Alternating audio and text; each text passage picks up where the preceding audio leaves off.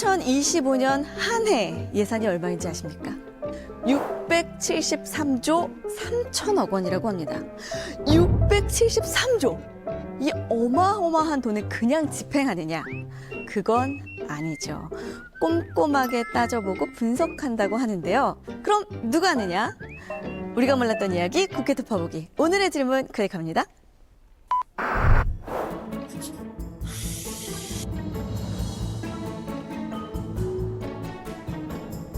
국가 예산을 국회에서 분석한다고요? 일단은 이 국회 도서관에 왔습니다. 국회 도서관에 오면 예산과 관련된 자료들이 많이 있다고 하거든요. 여기는 신착 법학도서. 헌법의 탄생. 예산 춘추. 예결산 분석 및 사업평가. 분석. 뭔가를 계속 분석하시네요. 이거는 보세요. 총괄 분석. 예산안 총괄 분석이니까 또 얼마 펼치자마자 숫자들. 이 수학책인가요? 제 생각에는 지금 발행한 곳이 다 국회 예산 정책처거든요. 여기를 찾아가면 될 것 같습니다. 자, 그러면 국회 예산 정책처로 한번 가볼까요? 정책 총괄. 자, 여기인 것 같습니다. 기획관리관실. 안녕하세요. 어머, 관리관님 맞으신가요? 네, 맞습니다. 예, 잘 찾아왔네요. 네.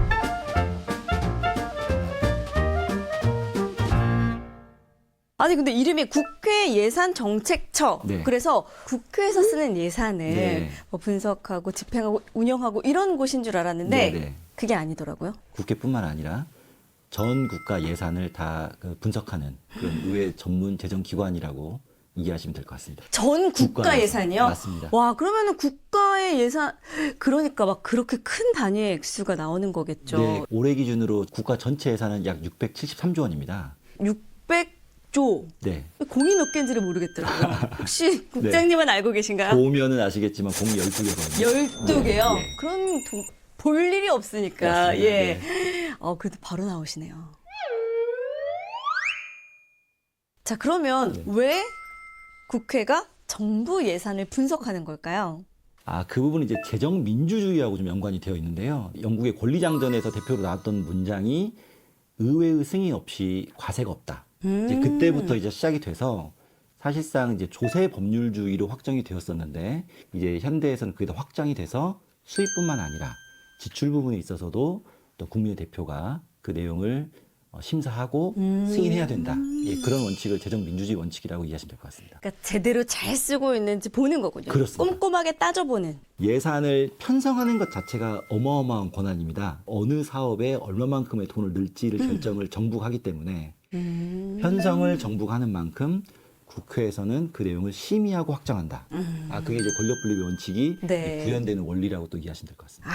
알겠습니다.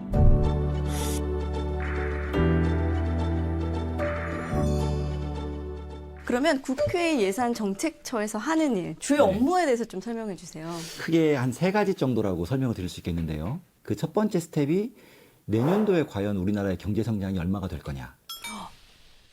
네. 의외네요. 왜냐하면 세금이 얼마나 거칠 것이냐 이게 아니고요. 어느 정도 국가가 성장할 것이냐, 경제 성장을 할 것이냐가 먼저 전망이 되어야 네. 이제 그거를 베이스로 해서 지금 말씀하신 것처럼 어느 정도 수입이 들어올 거냐. 그리고 나서 그러면 내년도에 어떤 부분에 정부가 집행을 하고 그 규모가 어떻게 될 거냐. 요 사야 단계로 보시면 될 것 같고요.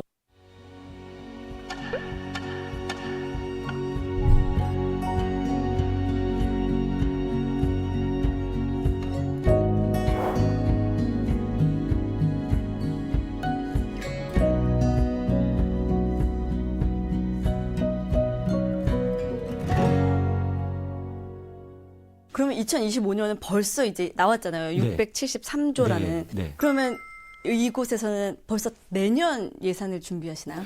회계연도 개시 120일 전인 그 9월 3일까지 기획재정부에서 내년도 예산안을 이제 국회에 제출하게 되고요. 네. 이제 그때부터는 이제 국회 심사 단계입니다.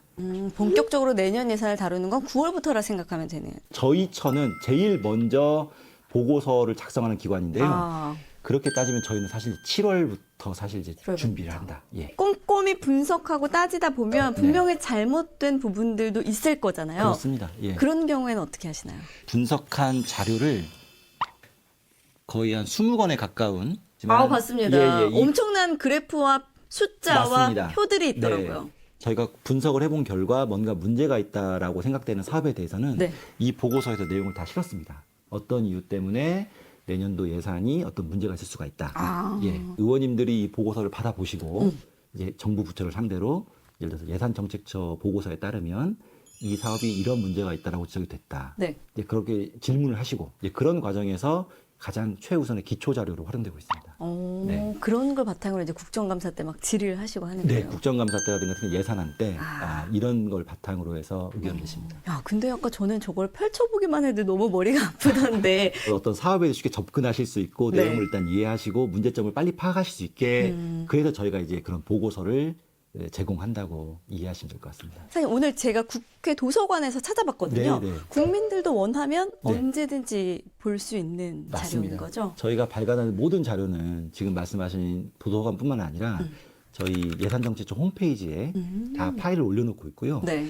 예산정책처에서 나오는 보고서만큼 굉장히 내용이 좋고 퀄리티가 높은 보고서가 없다라는 저희가 평을 좀 듣고 있어서 교수님들이라든가 네. 재정학회라든가 이런 학회 쪽에서 오. 저희 보고서에 대한 수요라든가 그런 부분이 꽤 있습니다.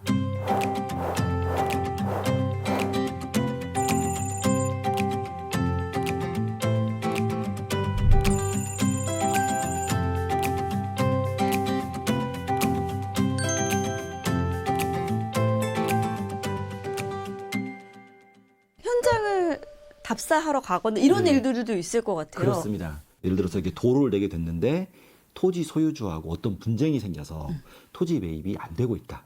그러면 우회를 할 수 있는 건지 아니면은 이 토지 매입이 완료되기 전까지는 사업이 못 가는 건지 사실 그런 것들은 현장을 가서 현장에서 목소리를 들어보는 게 굉장히 필요한 작업입니다. 네. 그러면 저희가 올라와서 그 사업 보고서를 쓸 때 현장을 살펴본 결과 토지 매입 자체가 굉장히 좀 불확실하기 때문에 설계비가 내년도에 집행이 잘 안 될 가능성이 있다. 아. 네, 그런 문제점을 저희가 짚어내는 거죠.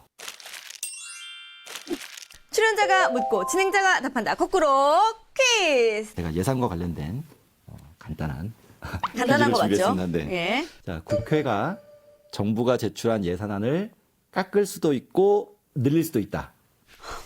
첫 판부터 너무 어렵네요. X. X 틀렸습니다. 다만 증액의 경우에는 정부의 동의가 필요합니다만 국회의 권한으로 정부가 제출한 예산안을 삭감할 수도 있고 또 필요하면 증액할 수도 있습니다. 그럼 분석만 하는 건 아니었네요. 저희 예산 좀 늘려주세요. 아, 알겠습니다. 예. 자, 일반 국민들이 정부 예산 낭비를 신고할 수 있다, 없다. 저거 잘못 쓰고 있습니다. 라고 신고. 네. 신고는 할 수 있지 않을까요? 네. 정답입니다. 나 진짜 틀릴까봐 조마조마했어요, 저. 네. 예. 우리의 세금이 어떻게 쓰이나, 제대로 쓰고 있는 걸까, 막 네. 이런 생각들을 많이 했었는데, 네. 꼼꼼하게 분석하고 이거를 집행하는구나라는 거를 잘 배워갑니다. 아, 감사합니다. 네. 저희도 앞으로 더 노력하겠습니다. 네, 귀한 시간 내주셔서 너무 감사드립니다. 네, 고맙습니다.